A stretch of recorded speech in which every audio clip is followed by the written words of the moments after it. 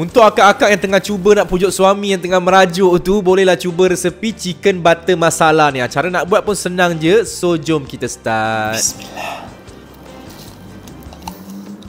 Untuk ayam kita guna bahagian tight. Kemudian masukkan 2 sudu yogurt dengan serbuk garam masala, serbuk cili, serbuk kunyit, serbuk jintan manis, serbuk kari ayam, serbuk ketumbar, 5 ulas bawang putih tumbuk dengan setengah biji perahan limau nipis. Korang gaulkan je macam biasa. And then boleh perap at least 30 minit. Tapi lagi lama lagi sedap. Untuk butter macam biasa kita akan gunakan dari jenama Anchor je. Ni memang pure New Zealand butter dan sesuai untuk macam-macam jenis masakan tau. So ni hang boleh guna yang salted punya. Lepas tu boleh panggrikan je ayam ni sampailah masak dan burn-burn sikit macam ni. And then boleh ketepikan dulu. Dalam pan yang sama boleh masukkan kayu manis, daun salam, setengah biji bawang holland, 5 ulas bawang putih dengan 1 inci halia tumbuk. Bila bawang dah layu boleh masukkan rempah yang sama macam kita perap ayam tadi tu.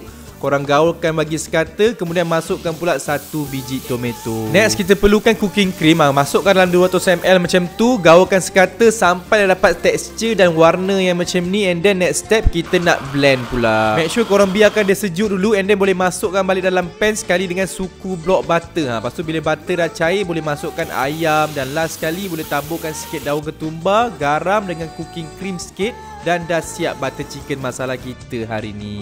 Bila suami tengah mengajuk tu, akak pula hidangkan menu ni dekat dia. Memang confirm dia akan layu. So mana yang nak cuba resepi baru atau nak selesaikan masalah rumah tangga tu, bolehlah save dulu video ni dan try lah buat sendiri kat rumah.